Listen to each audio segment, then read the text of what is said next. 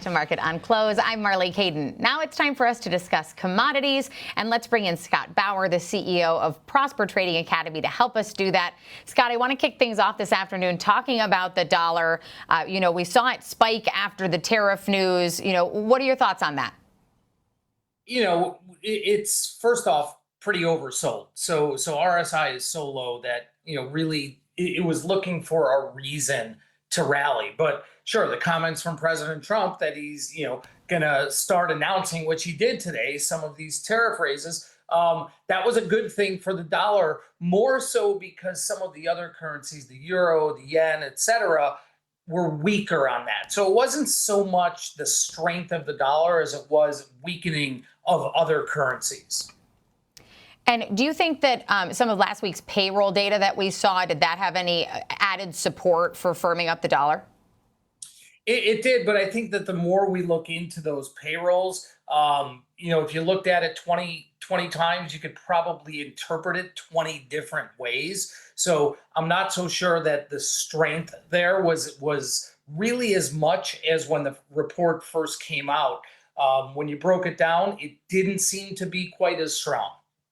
And we're seeing that small bounce now for the dollar, but do you think that sort of fundamental dollar downtrend that we've seen remains intact? It definitely is the path of least resistance for now. Again, I believe it's really oversold, but I think we're in a situation right now where you sell any rally. So it's not necessarily buying the dip, but you sell any rally. So what level specifically are you watching, Scott? 96, I think, is really important. And then, if we really break 94.5 on the downside, would be a really, really big level to watch.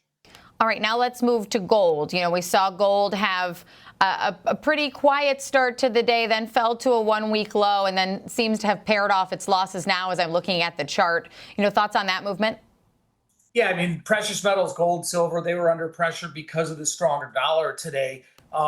Also seeing higher global bond yields put a little bit of pressure on precious metals as well. But, as you just said, we saw gold down, quite a bit this morning, and it's now actually, I think it's up on the day. So, as some of the tariff news has come out a little bit, and we've seen the dollar actually go from that rally backing off a little bit, we're seeing gold also rally back. And so unlike the dollar, where I believe it is a sell the rally, gold is absolutely in this area that it is a buy the dip.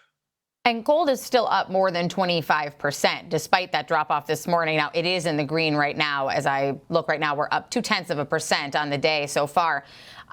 Do you think that is a direction that's going to continue for gold? I do. Again, you have to buy any dip that you can. And, I'm not sure what level or where or what news might come out that may, stop this rally. But for now, while all of the tariff uncertainty is out there, while the whole rate uncertainty is out there, gold's trajectory is absolutely still to the upside. So how far to the upside do you think? Where is the first level of resistance that we should be watching? I mean, we probably have another, I'm going to say 2 to 3% that you have to look at in if we get a huge breakout, people like the big round numbers, 3,500, 4,000, etc. I don't think 4,000 is in the cards anytime soon, but you can't count it out. So I think the 3,750 to 3,800 areas is definitely within reach and maybe in short order. And I want to move to oil, too. OPEC making the announcement that they are going to increase oil production in August. We did see prices rise on oil as I'm trying to load them right now. It looks like we're still in the green on both of those, up 1%, more than 1% on both West Texas and on Brent crude. What are your thoughts on that? Are we still going to maintain upward trajectory there as well, or is there more geopolitical concern here?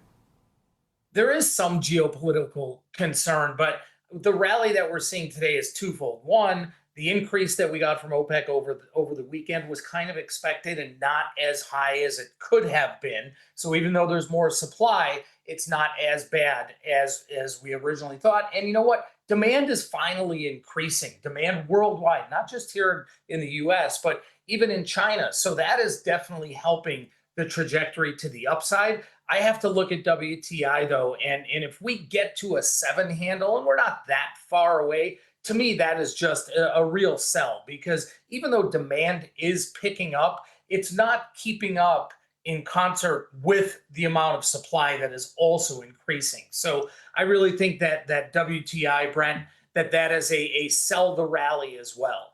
So you think that this sets a bearish tone for oil? And I saw a report today, some experts saying they expect the prices to fall later this year as the production increases. But with China's factory contraction for a third month and the services data, do you think that we have to have concerns over Asian oil demand recovery?